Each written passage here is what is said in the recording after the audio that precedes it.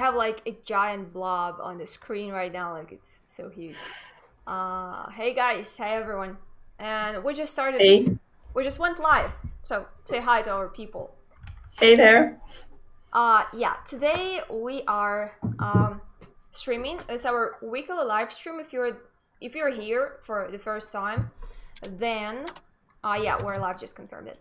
If you're here for the very first time, we're doing these things weekly, and sometimes it's sort of like a news digest if it has been a super exciting week and there are a lot of things to discuss, or it is something else that we tried last week. Last week we talked about the logo design trends, and we talked about how the designer community and brands have been responding to all of the changes happening in the world over the past several months, right, in terms of logo design, identity, brand identity changes, and how brands and designers actually reacted to all of these things with the quarantine, with well, you know.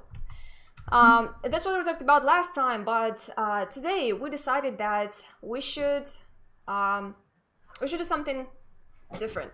We should Different, yeah. yeah, and I personally, I love when well you always have your regular workflow. You over time you develop a certain pipeline that you use every single time when you deal with a project, especially when the projects are similar to each other.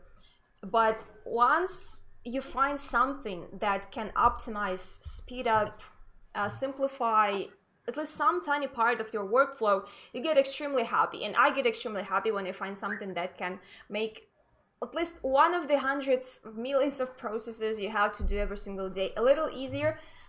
So this is why we picked 10 tools that we thought might make a decent list of designer tools that you could share to speed up and simplify and hack your workflow so you can work better, faster, and more efficiently. Is that right? Yeah, absolutely. I also think that we should sort of switch between the news and all of these Yeah. digests. Yeah, because there is so much to talk about, like case studies, exciting new tools, and trends. And so we just have to cover all of this because we want to share this with you guys. And as for the logo designs, last time we talked a lot about that. So we decided that we should make like a follow-up video on our channel, upload it on our channel so that you could actually like revamp your knowledge on logo design in 2020, keep yourself updated and see what's new, what's going on with logo design trends. So look forward to the new videos. They're coming up. And yeah, today, like the first tool we're going to discuss, the blob shapes generator, right?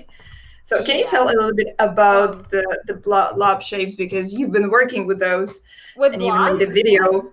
Oh. Yeah, you even made a video on those with Lottie. Oh, right, Yep. right.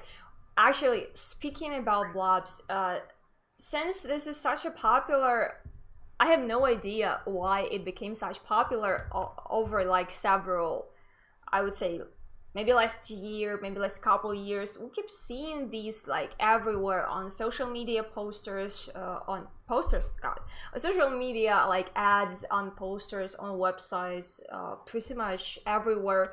And when combined with gradients, they look pretty interesting. They tend to look pretty interesting combined with gradients and images, just because it is not something like a generic rectangle. Or yeah, by the way, people are saying hi in the chat. Hey everyone, we're reading the live chat, by the way. Yeah. If you want to say hi or if you want to ask a question, you're always welcome.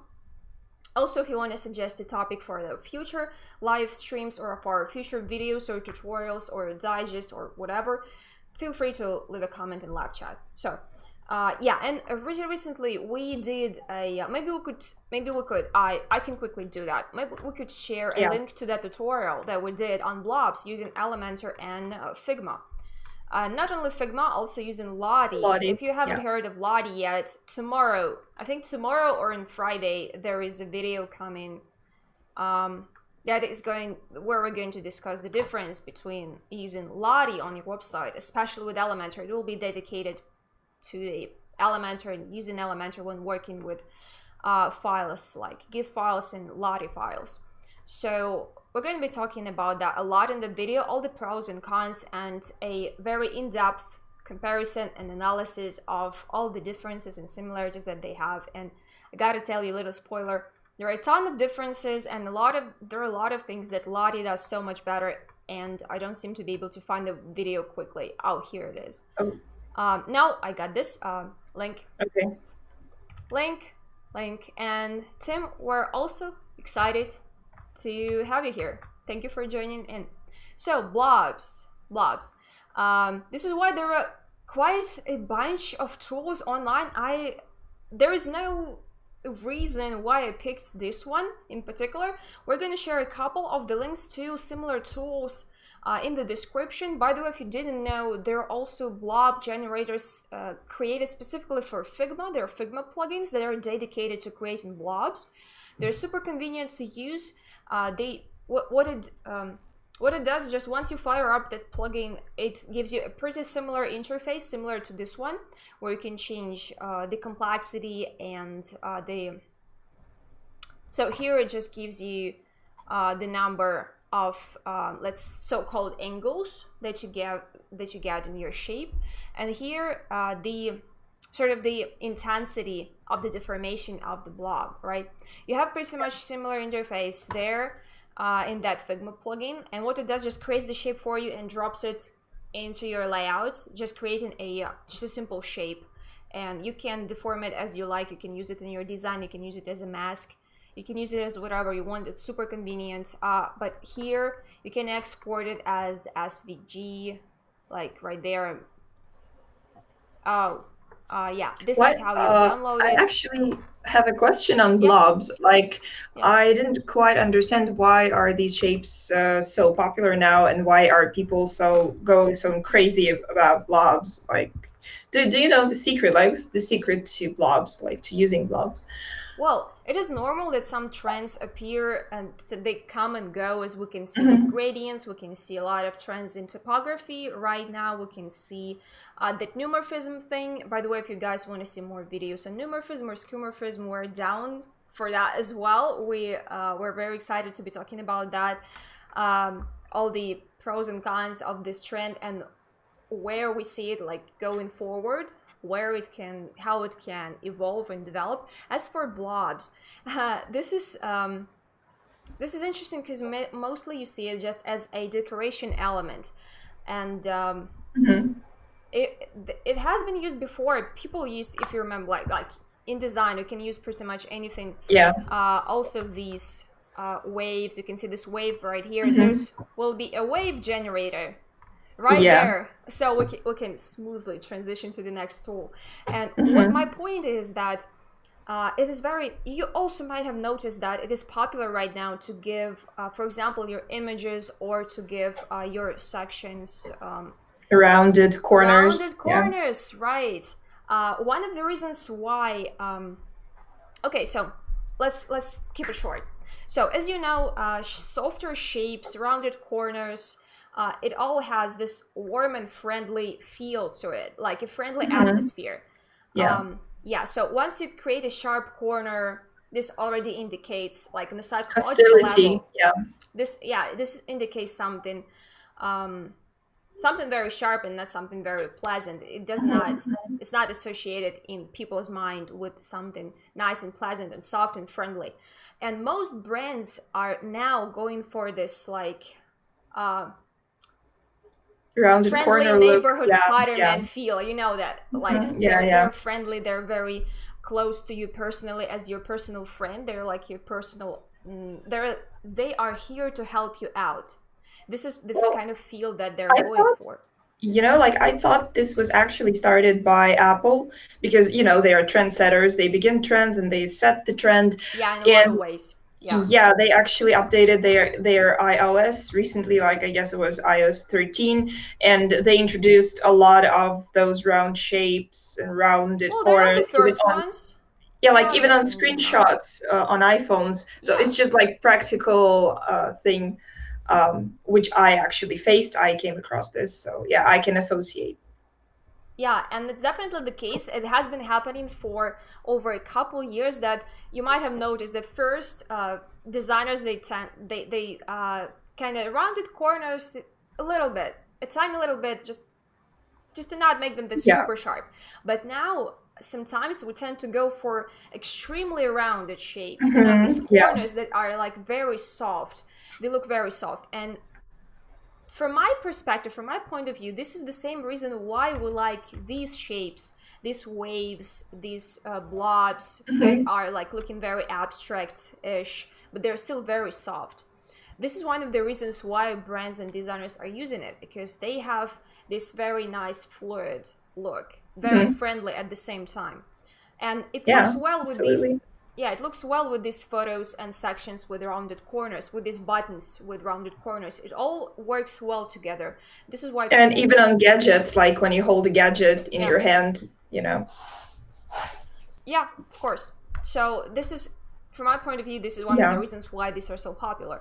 But if you want, like, a more full-blown tutorial or a tutorial, explainer. No, yeah.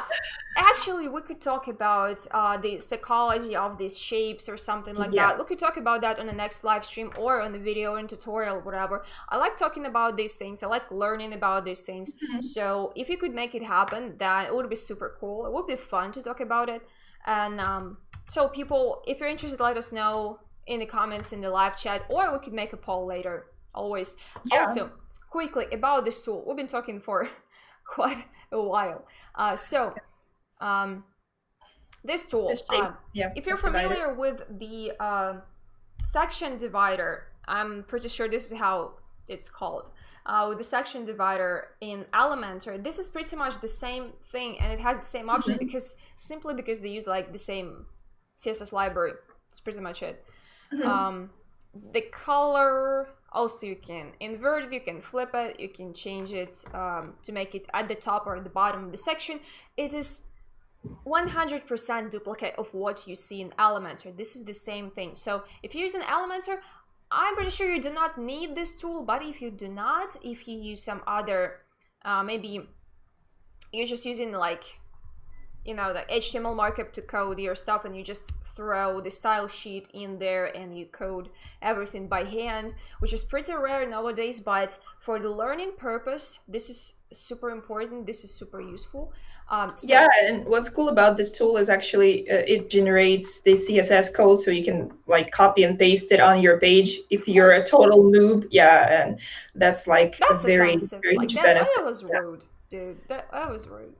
Well, no, I was like speaking on my behalf, you know, from myself, because I'm a total noob. And for instance, if you gave me like a website to make, so I would probably most likely use this tool. No, I would recommend using Elementor in that case.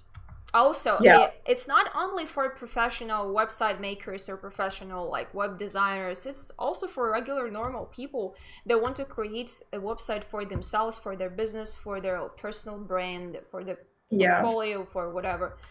For a university project now, in universities and in high schools, they have the project where you have to create a website, which is super exciting. This sounds good. It sounds cool that they teach kids that they teach them like digital literacy, if you can call it that, just so they understand how these simple basic principles work. Because when I was back at school, I had no idea how websites work, what a hosting is, what a domain is, what a like HTML markup is, what how all of these things happen, and this is very important.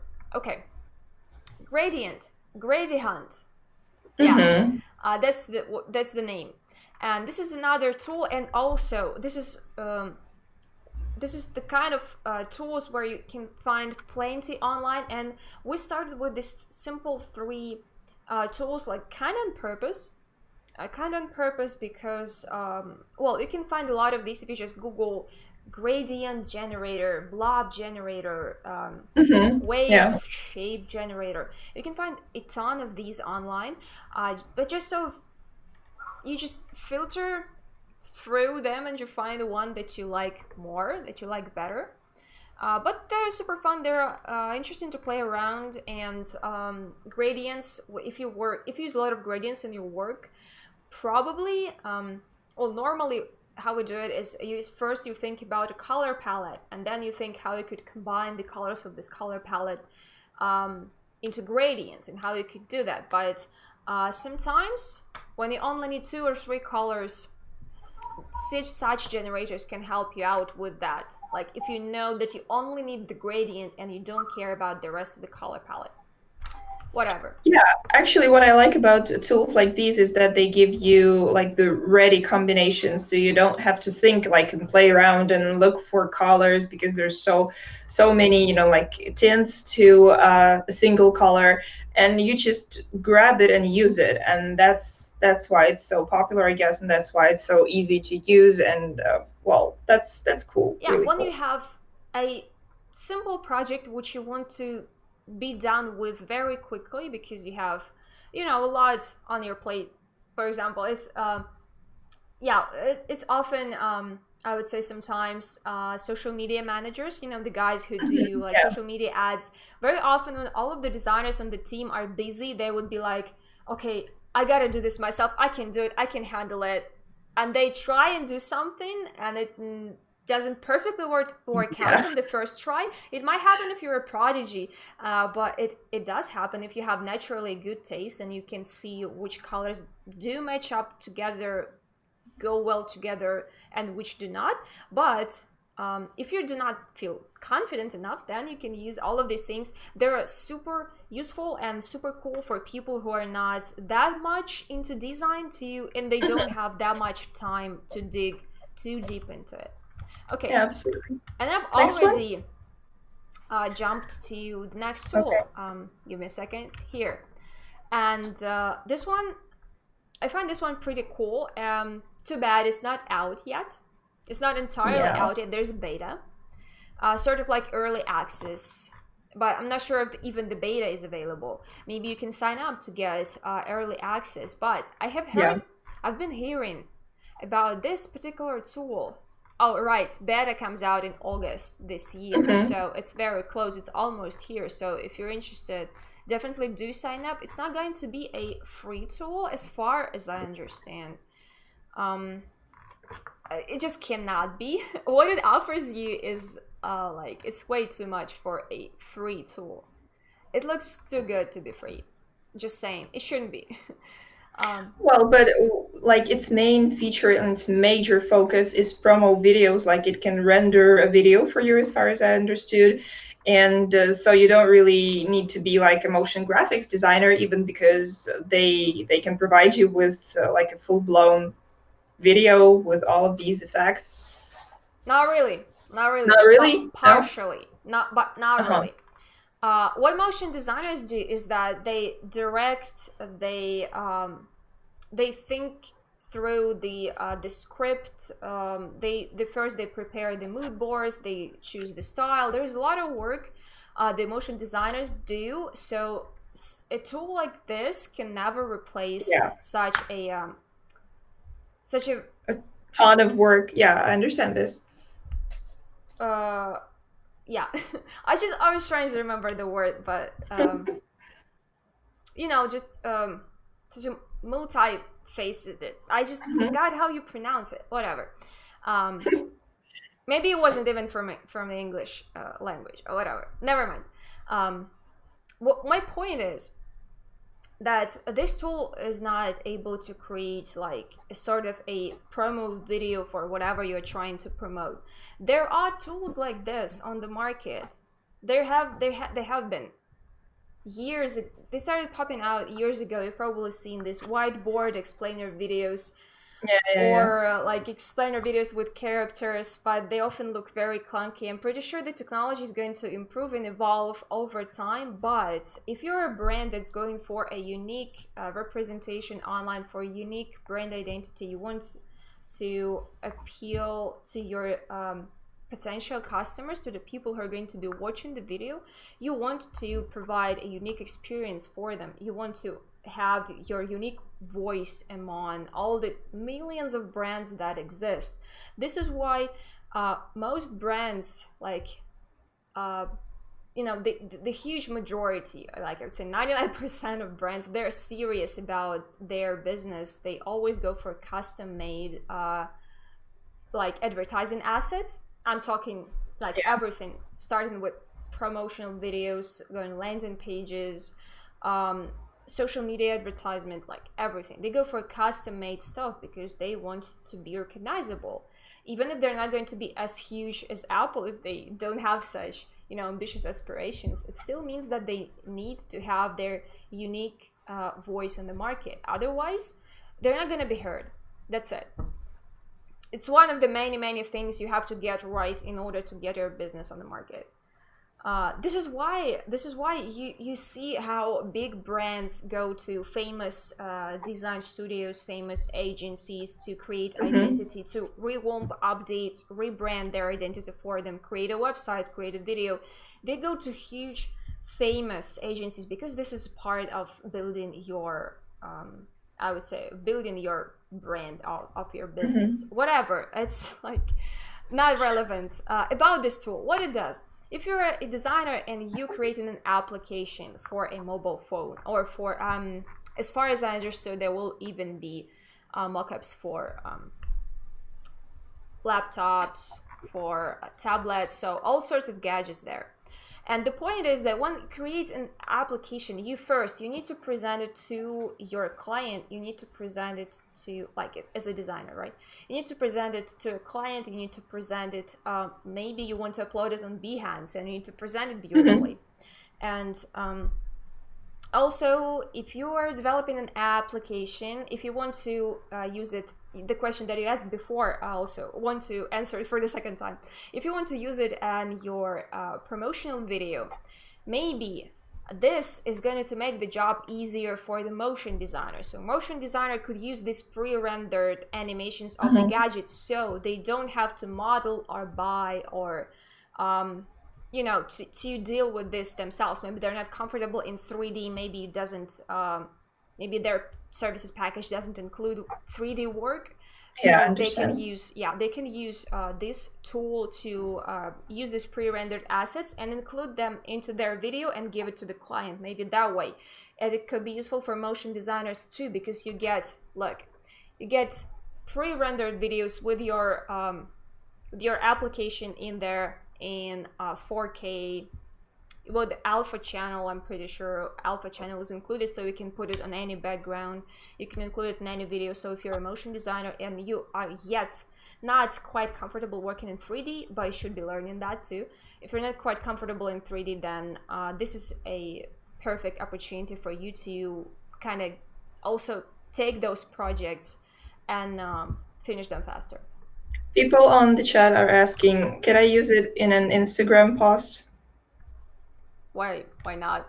I mean, this is a tool, right? It gives you an opportunity to create something by using this tool, right? You pay a price, and the result that you get from this tool is totally yours because you paid for using this tool. Does that make sense? Of course, yeah, absolutely. You can use it however you want. This is how these tools work, right?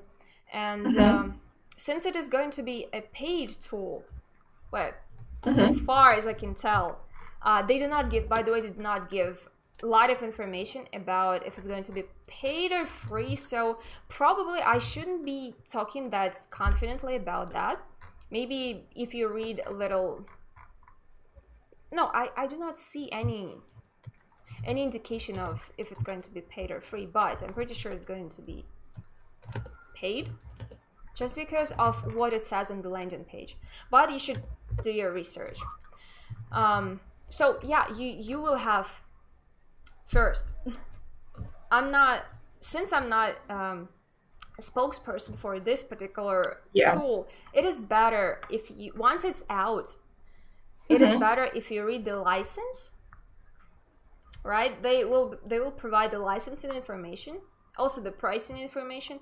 So once this tool is out, or at least the official beta is out, it is better if you just go and read as much as you can about this tool before you start using it. This is how you should always go about starting using a new tool. read about pricing, read about the refund policy, it's also important, and read about the licensing of the end product that you create with the tool. Sometimes they provide like a sort of a free or a trial plan, and it will often go with a watermark, or it will require attribution of the, like you will have to put a backlink to their website saying that, oh, this Instagram post was created with the help of this tool, blah blah blah, and only with this only condition you'll be able to use this tool for free. That's the case. But other than that, just make sure you learn as much as possible about the tool before you start using it. I suggest that we should switch to the next tool, because it's sort of similar to MockRocket. No, I mean, this is turned like a 10-minute promotion of the tool, which is not even out yet.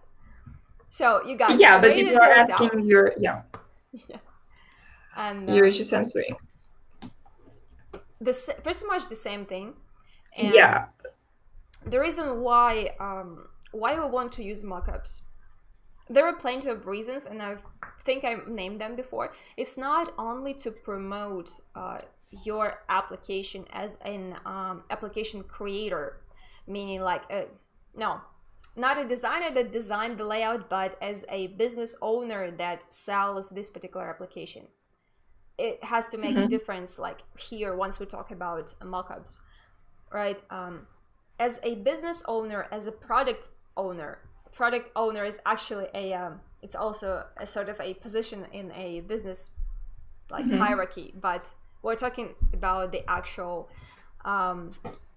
product on the market right here, right? As a business owner, you can put your application by using the mockup. You can put it on your landing page, you can put it on, you often want to use mockups. Better to use custom-made mockups, or at least modify the generic mockups you buy or download online. At least to some extent, it's better to modify them, to add some branding elements, to make them your own, right? Just because you need that unique feel to your own product. You always need that. Everyone is tired of the generic, especially if you're a designer. You know that, oh, this illustration, I've seen it like a million times and everyone keeps using it, and you think like, oh dude, you didn't even do anything to, to change it up a little bit. They just download it from a free stock and use it everywhere. Shame. No, I mean, this is my opinion. Maybe some people think it's totally normal, but as a designer, you've seen all of these free illustration packs, free mockup packs, free whatever packs, and yeah, it's not a shame to use them. That's not what I'm saying. It's not a shame. That's nothing bad about using pre-made assets. There is nothing bad. Once it helps to get your point across, to get your message of your brand across, that's totally fine.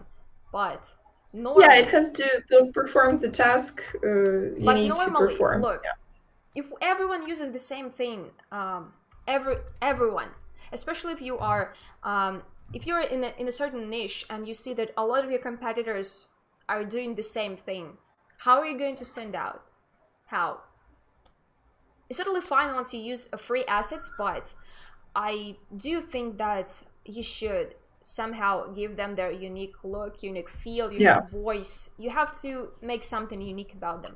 So as a business owner, you will need mockups to make your application layout look good. Use photos, use some context, some environments, put them inside of some sort of a gadget like here, right? You need them where? Right, Google Play and an app store. You need those to look good, so people first can get the how your application looks in the context and what functions it performs. And in this sort of mockups, you want to write about, it says here, right here.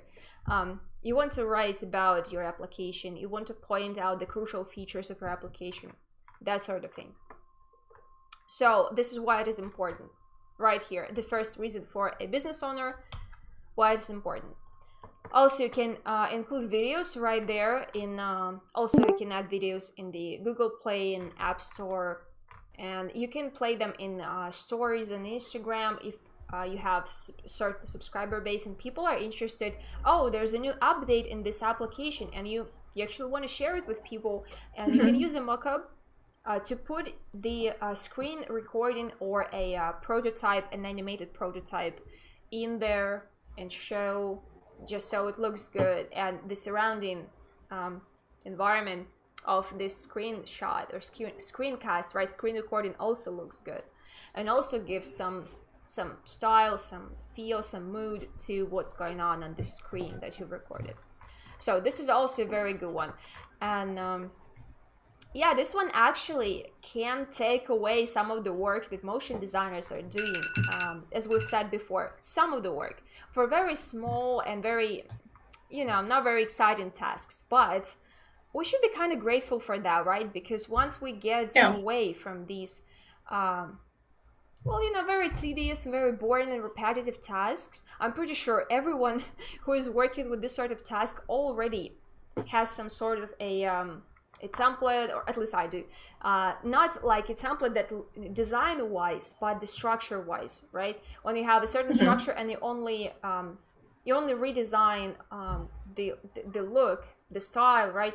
But you have all the pre-comps, all the sizes like matched up. You have a certain, if you model or if you buy a lot of gadgets, you sometimes might reuse it if the license allows you to do so, or if you made them yourself, then it's not a problem at all. You're free to reuse your assets that you've modeled yourself. So it's totally normal, and it takes away a lot of repetitive work, and especially for beginners. And sometimes designers might not even need a motion designer. Even the only task that they have for a motion designer is to render a screen recording of an application inside of a phone. And the third one is, mockup templates. These are mostly used, if you've seen a lot of these, are mostly used by designers who want to present their portfolio piece on Drupal or in Behance, on the personal website, on the grid somewhere. This is where this sort of layouts is mostly used. Yeah, right. Also on landing pages. Yeah, pretty common. Anyway, mockups. There've been 2 tools dedicated to mockups. It's a lot. That's a lot. It's a little bit too much. Okay, should we switch to the next one? It's Bookmark OS. That's what I'm doing. And this one, you picked this one, so I'll let you speak. I've been talking for a little bit too long. Okay, so this one is actually a very interesting tool. I wouldn't say that this is like something completely new, but it sort of appealed to me with its rendition in a way that your desktop looks. So the interface is quite interesting. As you can see, there are several folders on the desktop, and the desktop sort of imitates Mac OS. Well, kind of imitates.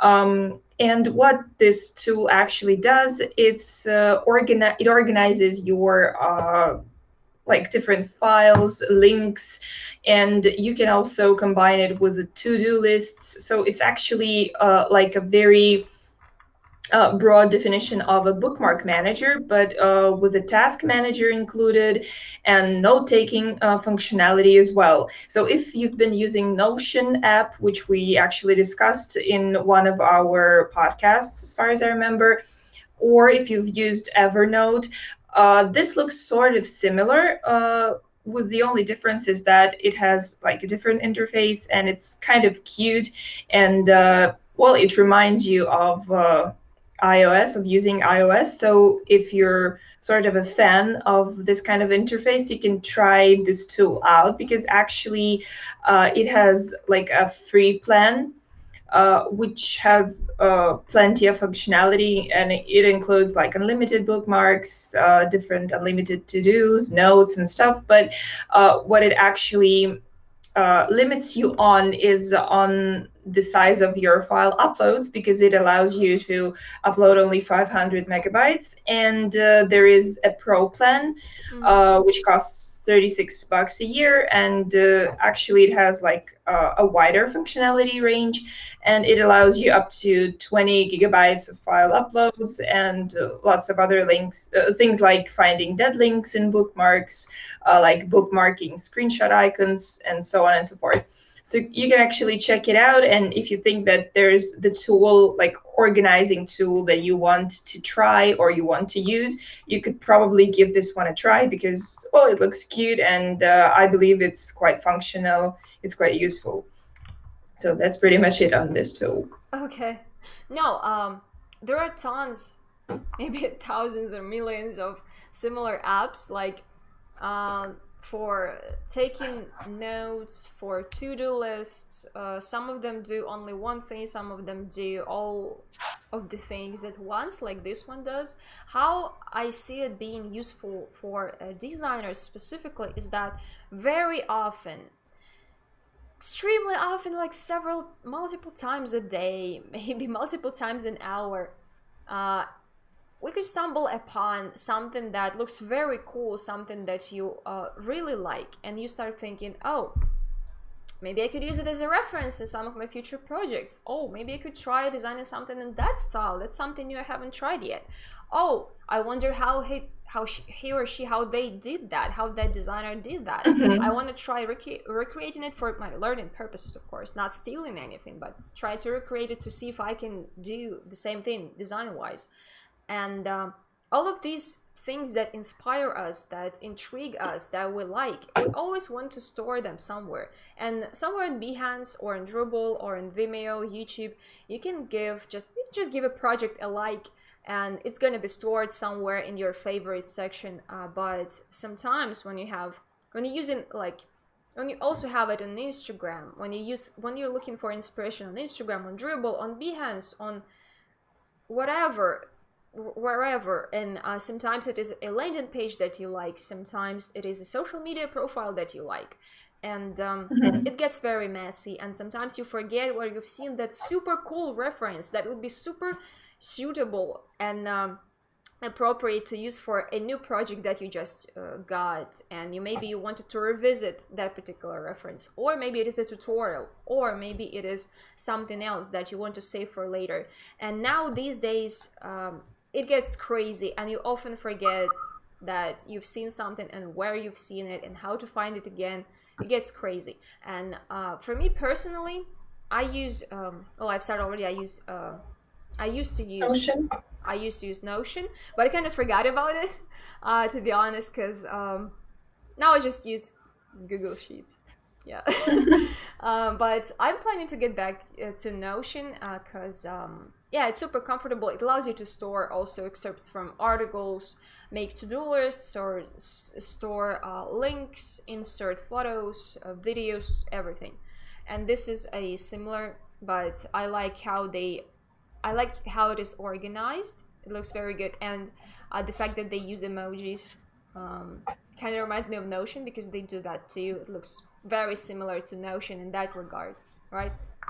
I think that if you're as a designer, it gets very crazy if you do not use any sort of like note keeping or some sort of like organizing tool with all of the references, tutorials, articles, some learning, inspirational stuff, some work stuff that we have to deal with on a day-to-day basis. It's crazy. Also, the next one, it also is your pick, but I do find it amazing as well. So you talk first. Well, RevKit, as you can see, is a design system UI kit for busy designers. And what it does is actually gives you a ready-made set of like a ready-made set for your project, maybe like a media kit that you might want to use. And you can actually download RevKit for different like design system, like tools, I don't know, prototyping tools, like Sketch, Figma, Adobe XD. And if you try like entering this this tool, logging in and just see what it does, you can actually see that it gives you like ready-made color palettes and different types of sections and different types of forms. You get like over 50 components, over 200 symbols, over 60 icons, and over 10 type styles. And so you can actually tweak it to your liking and do whatever whatever suits your project. So this is actually very cool as far as I can see. Also, I'm not a designer, so I can't really judge, like on the practical side of things. But well, to me, this is definitely something you should pay your attention to if you're a designer, if you work on different projects, if you're multitasking, because I believe this is what can help you to, manage all your tasks and set priorities and, just work quicker and more effectively. Mm-hmm. What I want to point out, as I mentioned before, you always learn about pricing and license first, especially if it's a free tool. Sometimes it can be your red flag, because often when the tool says, oh, I'm free, very often it means that, oh, my creator wants to get some exposure, and it's totally fine and it's good, it's right, and you as a user of this tool, you have to give the exposure to the creator of this tool. You have to give this creator the exposure they deserve. You have to, as a user of this tool, if the license says so, right? This is why you have to learn about it, because you shouldn't overlook that.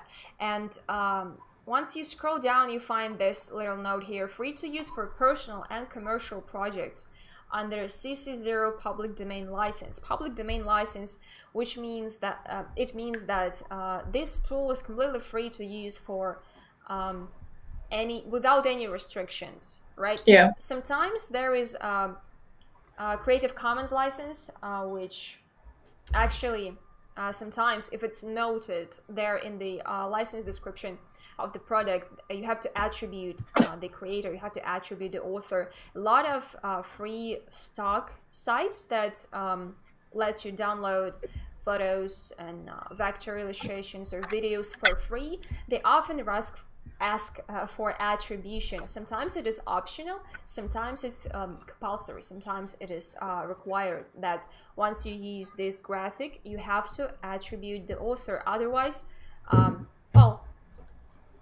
it contradicts the licensing rules. Or there's another option: you can just buy a premium account on the stock site. Yeah. For example, this is just an example. In this particular case, this tool, it says it right here: free to use for personal commercial projects, public domain license. It means that it is safe for you to use it for your clients, for your personal projects, for your educational purposes, for I don't know, a website for your cat, whatever you want to use it for, you have the right to do so. Also, I find it great, this entire thing. There are people who are they're totally against pre-made kits like this one. There are already plenty of them, but I see that this one is very big. This is very, very big. And it is great that it's multi, how do you call it? It has multi-platform. You can work with the source files using different applications: Sketch, Figma, and Adobe XD. Those are the most popular in the niche when it comes to UI design. These are the most popular. And I find it great, personally, because it's pretty daunting. We know all of these design elements: checkboxes, toggles, drop bars, how do you call them, buttons, and it seems like it doesn't take a lot of time to draw them from scratch, right? But it gets very repetitive again, and sometimes it just only takes your time. It doesn't give you any value, any creative there's anything interesting about doing the same simple things over and over again. And what this kit does, it just makes this tedious process a little faster and easier by allowing you to copy paste these elements and be done with it, right? Yeah, absolutely. Like it's flyouts, like avatars. It is not hard to do it from scratch, but add hundreds of these simple elements you have to do for a single project. Just add them all together, and you have already spent an hour or two just doing some repetitive and uninteresting stuff. Yeah, it's been 43 minutes. I mean, do we still have time for anything else? It has Well, been we 10 can. yet, right? Well, we can quickly cover the rest tools, like the rest of the tools, which Yeah. there's 3 I'm of them. sorry. You can, yeah, you can stop me every time you want, and it's actually your fault. You forgot to set the timer. You remember? No, I did. You did I forget to actually set the did. timer. So, joke's on you. Yeah, Yeah. as usual. I'm the one to blame, as usual. No, I mean, yeah, totally. You should let me know that I talk too much. So, another sitemap. We've shown you one tool for sitemaps in one of the Before, videos, yeah, or had one one. of the previous videos or live streams. I don't remember exactly, but this is a similar one. Sitemaps. You know what sitemaps are. This is a good tool to use to create a sitemap. Do you need to know anything else? I don't think so.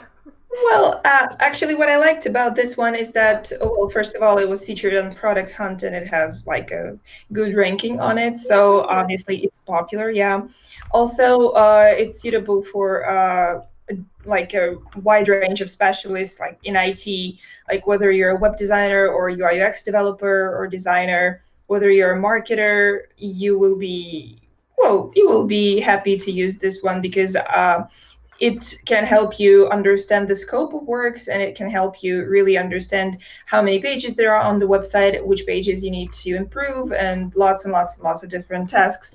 And as for the pricing, well, actually, it allows you to analyze and to create like visual sitemaps of 50 pages per month for free. Oh, that's And pretty decent. yeah, 50 But pages. crawl And depth. Oh. yeah, it's not that deep. It's only 2 level crawl depth. But like as for the rest, if you need like a deeper crawling or if you need more pages, then you should check out their pricing because like the price range is from $19 per month to $159 per month. So obviously, yeah, this tool is for like suited for as individual designers, like entrepreneurs, and for bigger companies who can afford like more expensive subscription plans and stuff like that. Well, Next the one? next one, yeah, Yeah. Okay. it's IsoFlow. Mm. And What's well, that? what I liked about it, I guess that illustrate like marketers can actually make use of this one because it allows you to create diagrams, like isometric diagrams. And as we know, isometric illustrations and isometric everything is a huge trend this year. And so marketers can also use this one to create a diagram, which can be easily tweaked the way you want to. And so I think that it's good. It's good to use because it can also be exported for printing or for using on the web. So, well, I can't find like really any pricing information. I believe No, this is free. it's free, but Yeah. the problem is, first, I love that it looks very old school. It looks like you remember these Yeah. button phones? Yeah. Yeah. You remember the Absolutely, I do. games on there? They look very like pixely. There are also a lot of games set in like in the isometric setting because Mm-hmm. it Yeah. allowed, yeah, it allowed the developers to display sort of a 3D environment without actually going 3D in a game, right? Maybe you remember this like from above point of view where where your character like walks around inside a building or somewhere. There were like very fun games, like sort of there was something about a dormitory or something. Like I played a lot of phone games, like mobile games back then on these horrible phones with tiny little screens. It's horrible, but I love how it looks because it really reminds me of those games. It looks very similar. How do you? I kind of. Oh, I see. Okay, yeah, it's very intuitive. It's very fast to get into, and but what I find not very satisfying is that there are very few icons that you can use. There's very limited number of them. It's like Mm-hmm. only 6 icons. Maybe you can upload some of your custom ones, but I don't see I don't see where you could do that. Maybe you have to log in to, you know, to Yeah, you have to unlock sign the full in, capacity definitely. of this application. But yeah, and oh wait, but it definitely does look interesting. If you need to get something done very quickly. Oh yeah, it says that you have to. It actually opens a list of these icons here on the left and says that, oh, you can shoot us an email if you want more icons. So possibly the possibility to unlock more icons comes in the future. But I like how it looks. I like how it's fun. It doesn't necessarily need to be useful to be fun, right? Okay. Yeah, absolutely. This is the last one, I remember, and I'm kind of excited and happy that we got to the bottom of the list, because we don't want to keep you guys waiting for the last tool. And why did you pick this one? It was your pick also. Well, this tool is obviously, as you can see, a cross-browser testing cloud, and as the website says, you can perform live, interactive, and automated cross-browser testing on over 2,000 real browsers and operating systems online. So I guess 2,000 is a lot. Yeah, because previously, you know, what web designers and web developers did, they mostly tested their websites and web apps on like 3 or 5 or 4 major browsers that are popular among like broad audience. And so this tool actually automates this process and allows you to like test all of these options. Imagine testing on mobile devices. This is a nightmare, really. Yeah. All the screen sizes. Look, all the screen sizes, all the possible possibilities of screen dimensions. Look, it's crazy. But here, no, it's on online desktop, Android, and iOS mobile browsers. Desktop mobile browser. Kind of breaks my brain, really. I never got too deep into all of this testing stuff, like browser testing or device testing. Yeah. Which is pretty much, which is like, this is not the same thing, but it is very interconnected, because well, where do you view all of your pages on a mobile device? Via a browser, right? So browser testing also includes it's sort of like mobile device testing is sort of a subcategory of the browser testing, if I get it right? It's kind of logical. But it looks amazing. It looks super cool. Like that, it even allows you to test locally hosted pages, which is awesome. Like, really. And actually, yeah, like it allows you to start free testing, and you can like get a light subscription, which is lifetime free. And it says that it allows a free 1 parallel test with 5 users, and also a lot of other options. So I suggest that you should probably test it if you are a QA testing specialist. Not only. Yeah.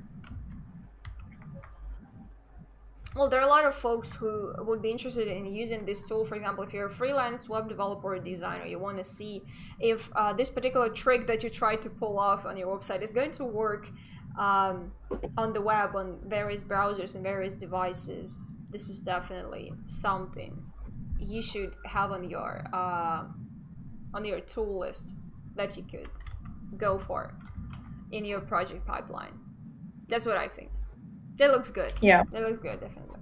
And I also like that it gives you a big number of options per month, right? If you only have like 1 project per month, or if it's just a test project, or if it's your personal project, and it's going to be enough. I mean, it's going to be enough. Depending on your case, the free plan might be even enough for you. But if you intend to use it on a regular basis, then yeah, of course, a premium plan is the way to go. Still, today we're breaking records, but anti-records, I would say. Like 54 minutes, yay, that sounds good.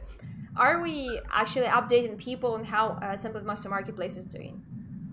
Yeah, we actually are. And well, in case you didn't know why we're here, I didn't. Why are we? Well, this is the pinnacle of our live stream. You should definitely visit TemplateMonster.com because we've had major updates of our marketplace. And apart from having like a totally new filtering system, we've also had lots and lots and lots of new products. Sorry, and yeah, now you can actually show what new items we've had. Had updates in After Effects templates. We've had lots of new stock audio and stock video. And also we have major updates in social media kits, in illustration sections, logo templates, and new templates are coming every month, and new graphics resources are coming every month. And so I strongly recommend that you should check it out if you're looking for high quality resources. Even if you're not a graphic designer, if you're a marketer or a person who's connected to IT and digital marketing and digital media, you should definitely check out these high quality resources because you will definitely make use of them in your projects and recycle them in your next ones. And But well, learn about the license first before recycling something for another absolutely, project. yeah.